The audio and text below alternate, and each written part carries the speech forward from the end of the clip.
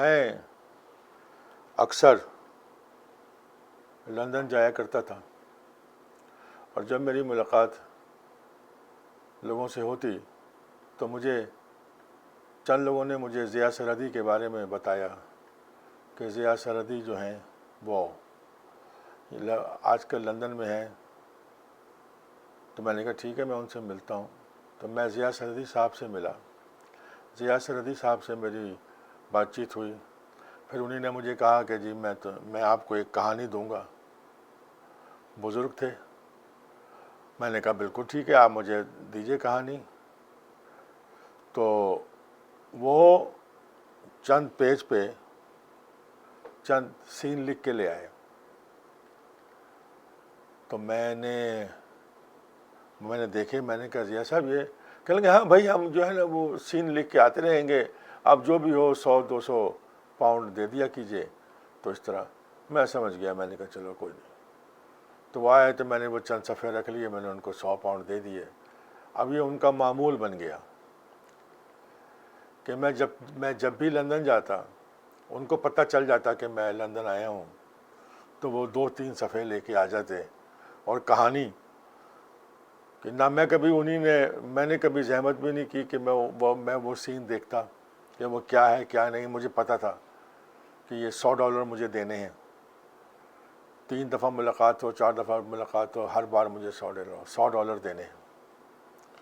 کیونکہ مجھے کسی نے بتا دیا تھا کہ وہاں پہ لندن میں اپنے بک شاپ ہیں جہاں پر جوا ہوتا ہے ہر قسم کا.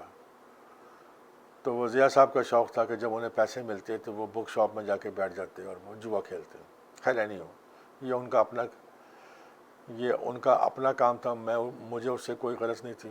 میں تو صرف ایک بزرگ ڈائریکٹر اور بزرگ رائٹر اور سینئر ہونے کے ناطے میں ان کا احترام کرتا تھا، اور ہمیشہ میں نے ان کا احترام کیا.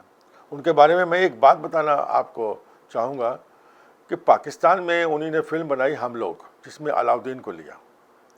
یہ وہ فلم تھی جو انہوں نے انڈیا میں بنائی تھی فٹ پاتھ کے نام سے، جس میں دلیپ کمار کو لیا تھا. جب انہوں نے ہم لوگ بنائی تو ہم لوگ فلاپ ہو گئی. تو ایونیو اسٹوڈیو پہ علاؤدین اور کچھ لوگ بیٹھے تھے، بڑے سیڈ انداز میں. علاؤدین کہنے لگا یار فلم فلاپ ہو گئی. اتنے میں ایونیو اسٹوڈیو میں ضیاء سرحدی صاحب داخل ہوئے. تو علاؤدین نے بڑے شکوے اور کے انداز میں کہا ضیاء صاحب تسی سانو مروا دیتا.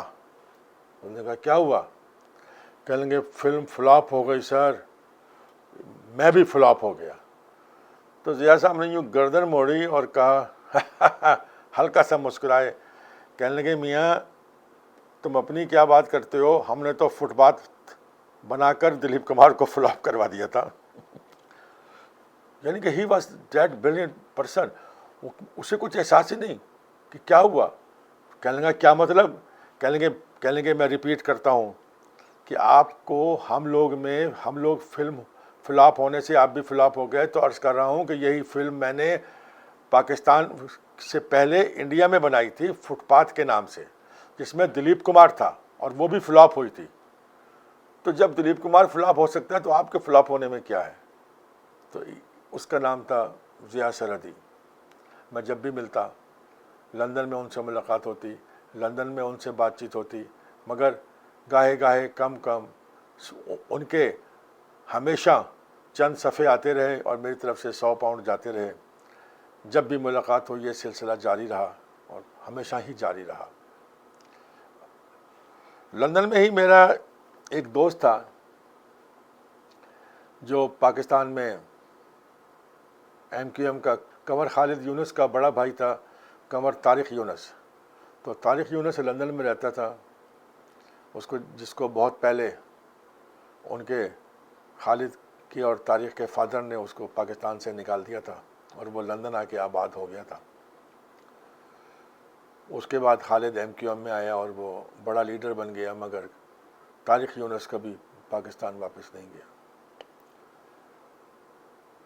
وہاں پر ہی وہ اس کے اوپر BBC چینل 4 کے اوپر کام بھی کرتا تھا، اسٹیج بھی کرتا تھا.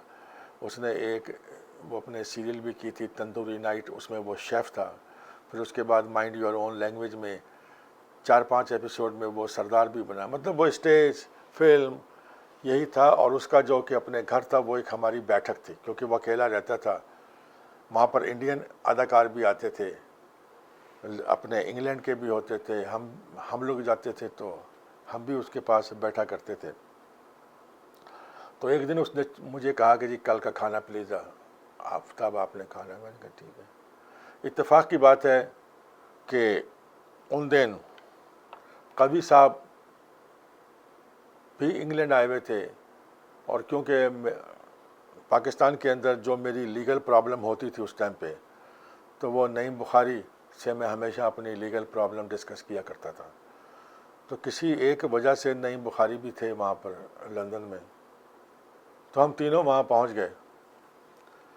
طارق نے ان دونوں کو بھی انوائٹ کیا، ہم تینوں وہاں پہنچ گئے. اتفاق سے ایک وہ اپنے ساؤتھ ہال میں ٹریول ایجنٹ تھی ریٹا، وہ بھی آ گئی. اور اپنے ششی کپور کو بھی اس نے بلایا. ان دنوں وہ ششی کپور لندن میں تھا، وہ بھی آ گیا. بیٹھے رہے، بہت اچھی سیٹنگ رہی. ششی سے مل کے بہت طبیعت خوش ہوئی. ان دنوں وہ عجوبہ میرے خیال ہے شوٹنگ ختم ہوئی تھی یا ہونے والی تھی. تو ششی نے سیکنڈ ڈے ہم سب کو کہا کہ جی آپ میرے گھر پہ آئیں، میرے پروڈیوسر کے گھر پہ. میں آپ کو جو ہے نا عجوبہ کے گانے سناؤں گا. اس میں ایک گانا تھا مسجد والی گلی، میرا نام ہے علی، رہتا ہوں میں مسجد والی گلی. خیر اینی ہو، ہم سیکنڈ ڈے پہنچ گئے. تو جب ہم وہاں پہنچے تو ششی نے کہا کہ گانے وانے سنائے. کہنے لگے آپ کو ایک آئٹم دکھانا ہے. میں نے کہا کیا مطلب؟ کہنے لگے ایک آپ کی پاکستانی ڈاکٹر ہیں، ان کو ایکٹریس بننے کا بہت شوق ہے. میں نے کہا اچھا. تو کہنے لگے آج وہ آپ کو آئٹم دکھائیں گے. خیر ہم لوگوں نے کھانا وانا کھایا، بیٹھے تھے جس ماحول میں، بڑی اچھی گیدرنگ تھی. پھر اس کے بعد اس نے ایک سائڈ کی لائٹیں آف کروائیں اور ایک کمرے سے صرف انڈر ویئر اور برا میں ایک خاتون بیلے ڈانس کرتے ہوئے آئیں. اور عجیب تکلیف اس بات کی ہوئی کہ انہوں نے آتے ہی سلام کیا. اور ششی نے کہا دیکھیں یہ آپ کی پاکستان کی ہیں اور ان کو ایکٹریس بننے کا بہت شوق ہے اور یہ بہت اچھی ڈانسر ہیں. اب اس کا لباس دیکھوں، میں اس کو دیکھوں، ششی کو دیکھوں، نعیم بخاری مجھے دیکھیں، میں نعیم بخاری کو دیکھوں، قوی صاحب گردن نیچی کیے ہوئے خاموش. اور اس عورت نے جس بھیانک طریقے سے، جس واہیات طریقے سے وہ گانا پر ڈانس کیا ہے، اور ڈانس کرنے کے بعد تقریباً وہ گرنے لگی. تو پھر اس میں ہم ایک دم سے اٹھ گئے. تو ششی کپور نے کہا کہ نہیں آپ بیٹھیے، یہ اپنے ہمارے پروڈیوسر جو ہیں ان کے ساتھ بیٹھیے، ابھی میں ذرا جا رہا ہوں کیونکہ ان کو بہت جلدی ہے لیڈی کی طرف کی. اور وہ لیڈی جو کہ پاکستانی لیڈی ڈاکٹر تھیں، وہ ششی کپور کی باہوں میں جھولتی ہوئی اسی انڈر ویئر اور اسی برا ٹائی پر پیچھے ایک جھالر سی لٹکی ہوئی پر چلی گئیں. تو جاتے جاتے ششی نے مڑ کے کہا آپ کے ملک میں ان جیسی بہت ہیں، پر آپ کو کیوں نہیں دکھائی دیتی؟ پر دیکھیے آج پاکستانی ڈاکٹر میری باہوں میں ہے، ہم کچھ نہیں کر سکے. ہم اس کے گھر آئے ہوئے تھے. نعیم بخاری طیش میں آنے لگے. میں نے ہاتھ دبایا. میں نے کہا نہیں. ایک عجیب ماحول سے ہم گزرے، ایک عجیب طرح کی تکلیف ہوئی، مگر ہم مجبور تھے، ہم کچھ نہیں کہہ سکے. کچھ لوگ ایسے ہوتے ہیں جن کے بارے میں ہم کچھ بھی کہنا جو ہے نا وہ افورڈ نہیں کر سکتا. اسی طرح لندن میں ہماری ملاقات جب بھی جاتا تو لوگوں سے ہوتی، مگر ایک اتفاق کی بات یہ ہے کہ لندن میں مجھے ایک فلم بنانی پڑی، بارود کی چھاؤں.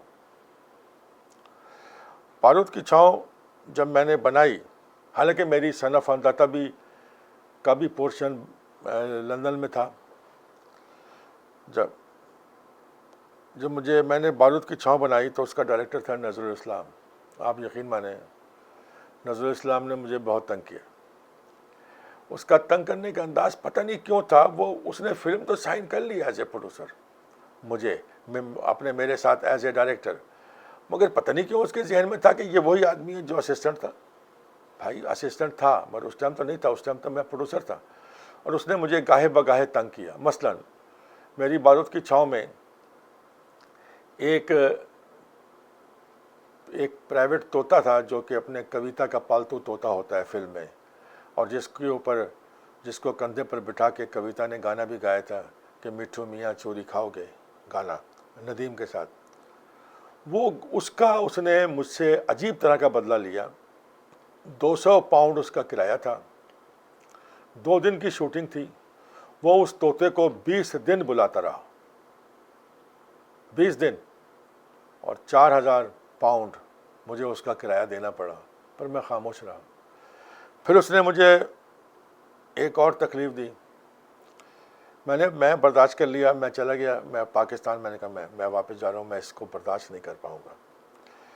کوئی 15 دن گزرے تھے, ابھی شوٹنگ ختم ہونے والی تھی. ایک سیکوینس باقی تھا کہ مجھے شائخ شفاعت کا فون آیا جو میری پروڈکشن کر رہا تھا لندن میں. اس نے کہا کہ جی یہ اس طرح نذر اسلام تنگ کر رہا ہے, وہ کہہ رہا ہے کہ ہمیں سیب کا پودا چاہیے جس میں اوریجنل سیب لگے ہوں. میں نے کہا بھائی اس کو سیب کا پودا لے کے اپنے تاروں سے اپنے سیب باندھو, اللہ لخیر. کہتا نہیں, وہ نہیں مان رہا. خیر میں نے دوسرے دن کی فلائٹ لی, میں لندن آیا. میں نے کہا ہاں بھائی نذر اسلام کیا پرابلم ہے بھائی, شام کو ملیں گے. خیر شام کو بیٹھے, میں شائخ شفاعت اور وہ نذر اسلام اور بابر بلال جو میرا کیمرہ مین تھا اس فلم کا. میں نے کہا ہاں جی بتائیں. وہ یہ ہے سیب چاہیے. میں نے کہا یار خدا کا خوف کریں نذر اسلام, خدا کا خوف کریں, آپ بھی اتنے بڑے ڈائریکٹر ہیں, اس طرح کوئی کرتے ہیں؟ کہنے لگے نہیں تم کیا سمجھتے ہو, ڈائریکٹر نہیں ہوتا. میں نے کہا بھائی میں نے کب کہا؟ کہنے لگے وہ جب میں تمہارے گھر بیٹھا ہوا تھا, سید نور بھی تھا, اور تم نے مجھے جس لہجے میں بات کی تھی پروڈیوسر بن کے, تو اب میں تمہیں بھی ڈائریکٹر بن کے دکھا رہا ہوں کہ ڈائریکٹر کیا کر سکتا ہے. میں نے کہا یہ فلم مکمل کریں, کسی طرح کریں, کیا ہو گیا آپ کو؟ میں نے ان کی منت سماجت کی. بابر بلال نے ان کو سمجھایا, ہم نے سمجھایا کہ فلم کمپلیٹ کریں, اور پھر ایک پرانے سیب کے درخت میں سیب باندھ کے وہ شوٹنگ کروائی. میں نے بھی یہ ٹھان لی تھی کہ اس سے بدلہ ضرور لوں گا مگر میری فلم مکمل ہو جائے. خیر اللہ کر کے وہ فلم مکمل ہوئی. جب مکمل ہوئی تو پھر میں نے بھی اپنا بدلہ لیا.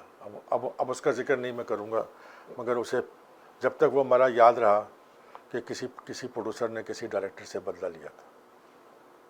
ایسی کہانیاں بہت سی ہوتی ہیں, بہت سی ایسی کہانیاں ہیں. کیونکہ بات سب لندن کی چل رہی ہے تو میں میڈم کی بہت عزت کرتا تھا. میڈم کا جب دل کا آپریشن ہوا تو اس کا 1 سال کے بعد وہ امریکہ آئی تھیں اپنے آپ کو ڈاکٹروں کو چیک کرانے کے لیے. جب وہ واپس گئیں تو میں اس ٹائم لندن میں تھا. تو میں نے کہا میڈم ایک پارٹی کرتا ہوں میں آپ کے اعزاز میں. تو اتفاق کی بات ہے بیگ صاحب بھی آئے ہوئے تھے, شبنم بھی تھیں, رمن گھوش بھی تھے, شمیم آرا بھی تھے ٹاؤن میں. تو ہم لوگ, تو میں نے میڈم کے اعزاز میں ایک پارٹی کی جو بہت ہی یہاں پہ لندن میں شیزان ریسٹورنٹ میں, کیونکہ وہ شیزان ریسٹورنٹ کا جو مینیجر تھا اجے بھائی, وہ اپنے اقبال یوسف کے بہنوئی تھے. تو بہت اچھی پارٹی کی. میڈم بہت خوش ہوئیں.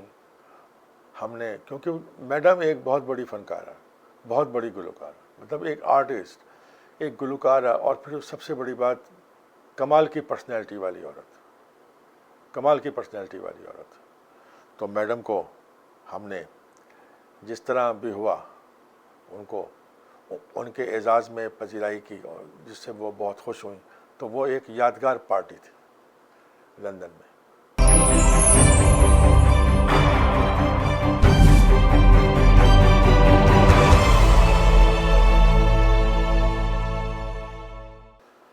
مجھے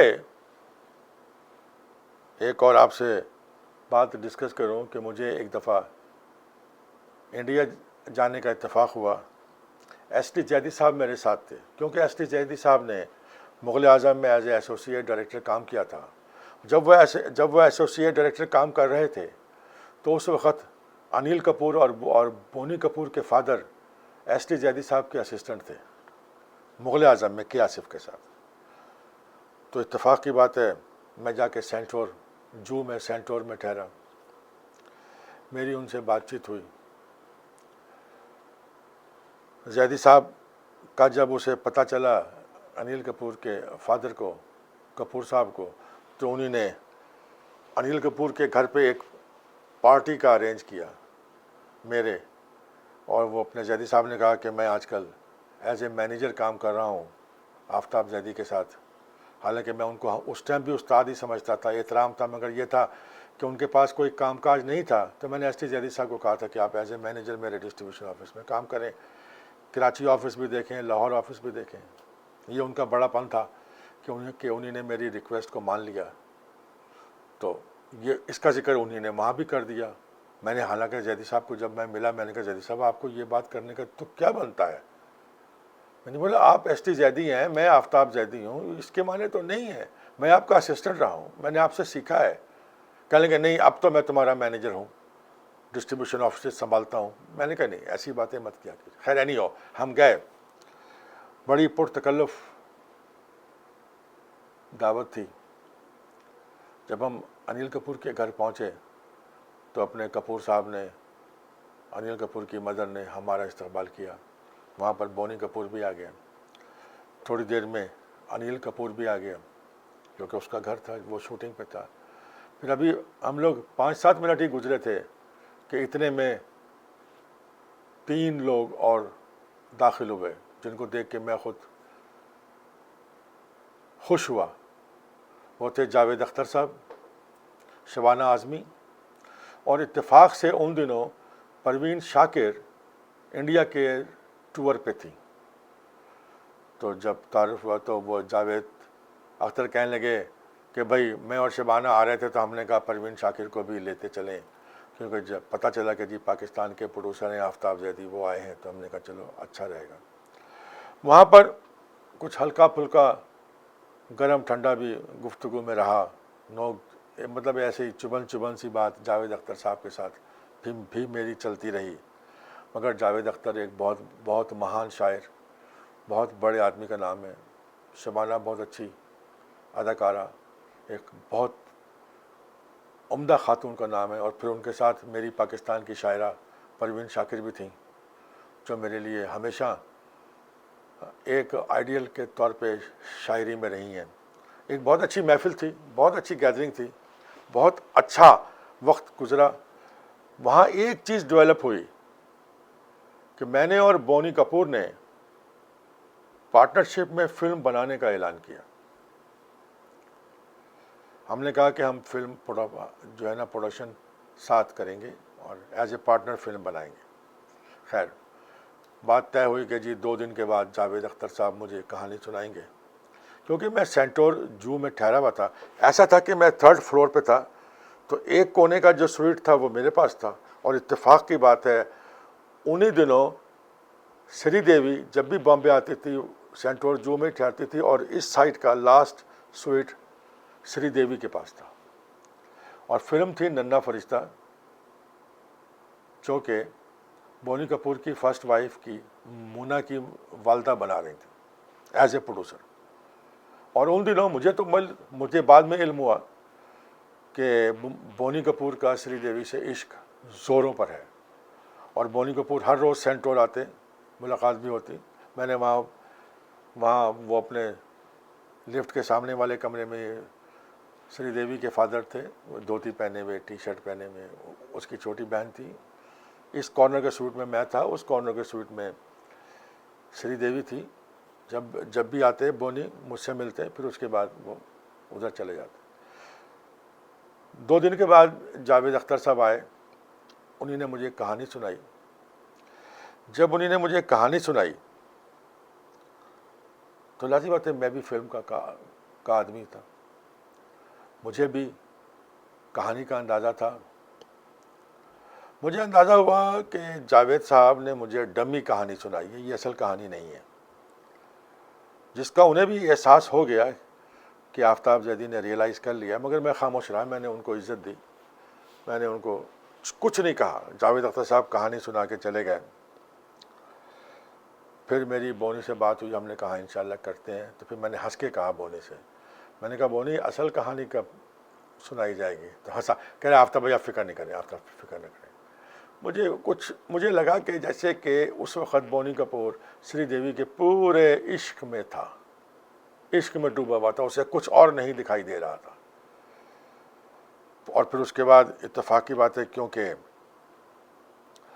میرے پاس وہ ہمارے ایک دوست ہیں جو پان پراگ میں بھی کام کرتے تھے، انہی نے آ کے اور یہ اپنے جگجیت آئے اور جلال آغا جس سے میری بہت دوستی تھی، وہ دونوں آئے، تو یہ اکثر شام کو آ جایا کرتے تھے میرے پاس۔ میں کوئی 1 مہینہ رہا تو اس میں کم از کم 8-7 دفعہ آئے۔ تو ان کے منہ سے اور دوسرے منہ سے جگجیت نے مجھے کہا، پھر اس کے بعد جلال آغا نے مجھے کہا، پھر ایسی باتیں ہوئیں، میں کچھ مطمئن نہیں ہوا بونی کپور کے ساتھ فلم کا۔ خیر میں پاکستان میں آیا تو اس کے بعد مجھے احساس ہوا کہ نہیں، مجھے یہ فیصلہ بدلنا پڑے گا، اور پھر میں نے کہا نہیں، اور پھر میں نے خاموشی اختیار کی۔ بونی کپور سے بات ہوئی تو میں نے کہا نہیں، تو اس طرح میں نے فلم شروع بھی کی اور اس فلم کو میں نے ختم بھی کر دیا، کیونکہ میرے حساب سے اس فلم کا بننا اگر بنتی بھی تو بھی وہ رزلٹ نہ میرے سامنے آتا جس کا میں سوچ رہا تھا۔ تو پھر میرے حساب سے بھی اچھا ہوا کہ وہ فلم نہیں بنی، مگر اس ماحول میں بونی کپور کا عشق سری دیوی سے پروان چڑھ گیا اور اس نے شادی کر لی۔